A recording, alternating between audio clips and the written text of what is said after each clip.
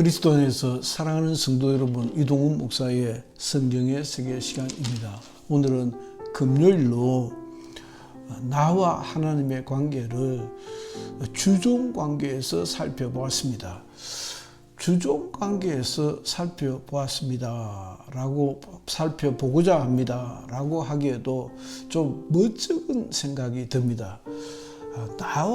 우리와 하나님과의 관계를 주종 관계로 설정을 했을 때에 거기에 무슨 다른 설명이 더 필요할까라고 하는 생각이 저에게 가장 먼저 다가왔던 고민이었습니다. 거기에 무슨 다른 설명이 필요했나? 하나님은 나의 주인이시고 나는 그 하나님의 종인 것이지 라고 하는 생각이 확 밀려오더라고요. 그럼에도 불구하고 성경에 주종관계로 설명하고 있는 것을 따라서 한번 또 그려보기로 합니다. 그러니까 하나님은 나의 주인이시다고 할 때 존재 그 자체로 머물러 있어서 영광과 존귀와 찬송과 거룩함이 거기에 있더라라는 것입니다. 그래서 그 주인은 나를 이끄시는 분이십니다. 나를 이끄시는 분이라고 설정을 하면 당연히 나는 이끌림을 받는 존재입니다. 나를 향하여 명령하시는 분이시면 나는 귀 기울여 들어야 합니다. 그래서 쉐마 이스라엘아 들으라. 너희들은 내 말 좀 들으라. 제가 경영하고 있는 요양병원에서 한 번은 간호사 선생님들한테 직원들이 한 40명 되었는데 간호사 선생님들한테 얘기를 하다가 내 눈앞에 아주 좀 독실해 보이는 가톨릭 교인이 있었어요. 얌전한 분이셨는데 그분이 눈에 띄길래 했던 것 같은 기억이 나는데 왜 아담이 죄를 지었느냐, 죄가 무엇이겠느냐라고 했더니 성경 공부를 제대로 했더라고요. 하나님의 말씀을 어겼다라는 얘기를 정확하게 하더라고요. 무슨 큰 죽을 죄를 지었던 것이 아니고 아담은 동산 중앙에 있는 나무의 실과를 먹지 말라. 동산에 있는 모든 나무의 실과는 먹되 동산 중앙에 있는 나무에 그게 뭐 돌감람 나무든지 그것이 감나무이든지 그게 뭐든지 그 손대지 말라고 하신 하나님의 말씀을 어겼다라고 로마 가톨릭 교회에서 그렇게 가르쳤고 그렇게 배웠던 것 같더라고요. 주는 명령하시는 분이시고 우리는 그 주님이 명령하실 때에 귀 기울여 듣는 자들이다.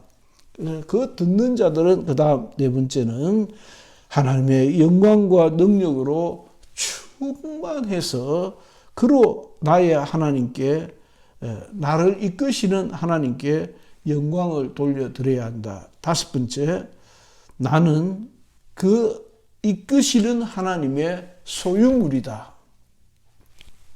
당신은 나를 이끄시는 분이시고 나는 당신의 소유에 불과한 존재입니다. 라고 하는 그런 고백이 여기에 고스란히 담겨 있는 것입니다.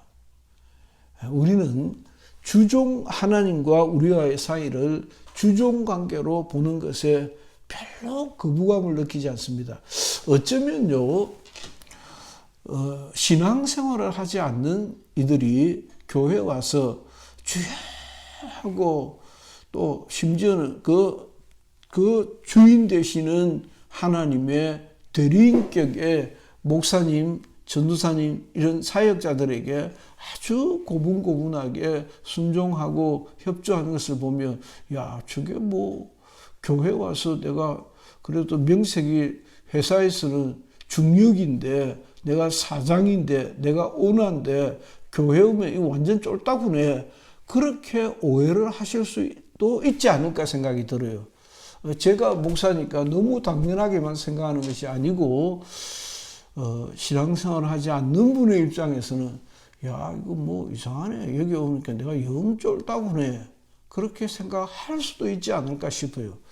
정말 우리는 스스로 자처하여 종의 신분으로 살아가는 하나님의 종들자들이다라는 것입니다. 그래서 앞 시간에도 말씀드렸듯이 천사는 영원한 종이고 우리는 예수 믿음으로 하나님의 자녀가 될 자들인데 종을 자처하였던 것이죠. 종을 자임하였던 것입니다. 하늘의 영광을 바라고 기다리고 순교라도, 그러니까 내가 당신을 위하여 죽겠습니다 라는 것이죠.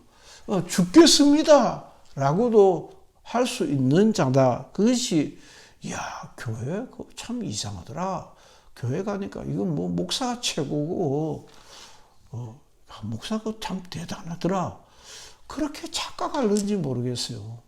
그런 목사님이 만약 그렇게 했더라면 그것도 옳지 않은 것이고, 또 목사님을 그렇게 대접하는 것도 옳지 않은 것으로 생각이 듭니다.